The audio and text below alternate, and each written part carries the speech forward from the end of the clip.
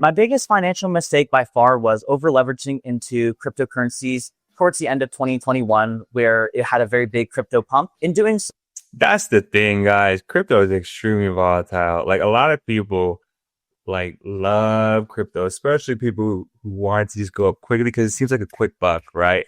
I was the same way too. Like, oh man, crypto's to the moon, but majority now is just investing in the S&P 500, so that way you're good to go. You don't have to worry about everything crashing, right? Yes, you may get like on a certain pump or a certain crypto thing, but make sure you just invest in the S&P 8 to 9% every year. It's real money. Let that go up, and you should be good to go. so I was really investing money that I didn't have, and my losses were significantly amplified. So this mistake cost me upwards of around $80,000.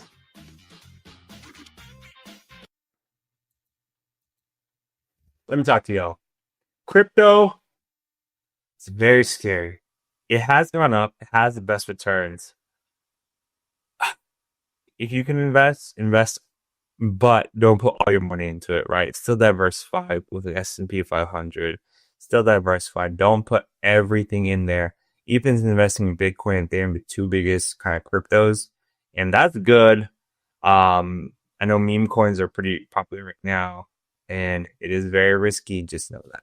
But shout out to him for investing on his 401k, S&P 500, and his Google stock. Like he's covering several bases. That's why he's able to do so well. I still believe in cryptocurrencies as a whole.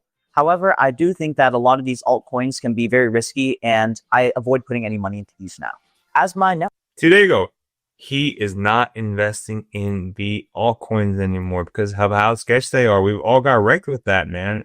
Shout out to you, man. worth and investment portfolio has grown, my risk tolerance has definitely decreased quite a lot. I invest fairly cautiously now. I invest mainly in ETFs and real estate, and these have worked very well for me over the past couple of years. There you go. ETFs, real estate, very safe. The price of land, the price of real estate just keeps going up, especially here in California. ETF, S&P 500, 8 to 9% every year. He's getting a dividend from that. He's playing it safe and he's doing a good job.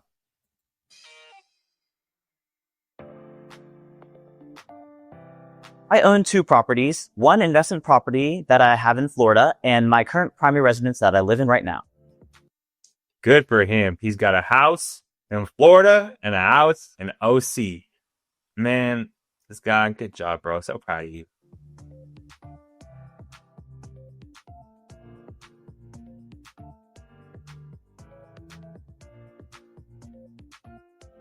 I bought my investment property first at the beginning of 2020.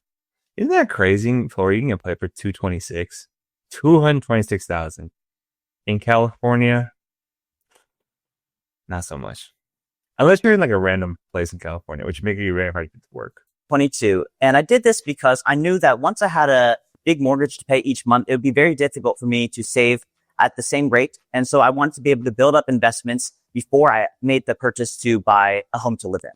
I saved up to buy my first home by living with my parents and living very frugally. I was able to save about 95% of my income by not doing many.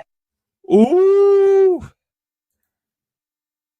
$647,000, 3 bed, 2 bath, living on $200K a year. Yeah, you should be good to go, brother. Shout out to you, man, because that's almost about what? I would say about 29% of his income, take home, or not take home, but like gross. Yeah, 647 definitely can afford that with that income of 194,000.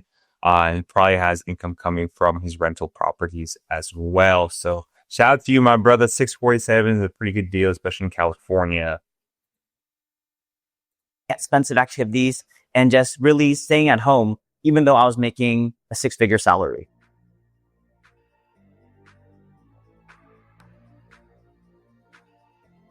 For the house that I live 60K in savings over 2 years is pretty good, especially for a down payment, because that's almost about 10% down payment on your home. in right now, my mortgage is $4,593, but I pay extra $7 per month, rounding this up to $4,600. Additionally, my HOA fees for this property are $300 per month. Yeah, that's about right. You're almost paying like 5K HOA. You got 4,600 for your for your what's it called for your house. So it's actually pretty right if you think of it, right? His take home is probably around say $8,000, and then he's putting 5,000 um towards his house, and then the rest is going towards like investments. So yeah. I currently live alone in this 3-bedroom, 2-bathroom house.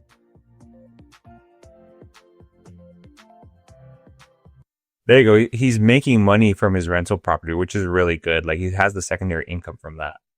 And that helps a ton. Profit of 194. So the good thing about having that rental property is he is making $194 from that.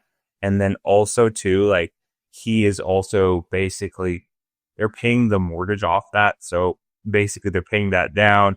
That property is appreciating in value, and he's getting almost $200, which is a good solid meal in California.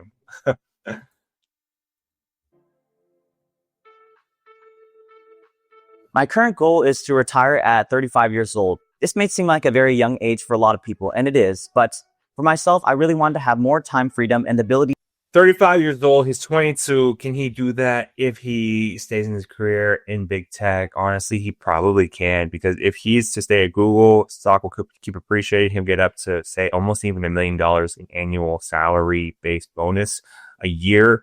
Or if you even switch to companies like Netflix, where they pay $500,000 a year for a senior software engineer, or Meta, where they pay a lot as well, he will definitely have enough for Fire. Fire is like what they're looking at. Most people are trying to do is they're just trying to retire really early and make a ton of money young.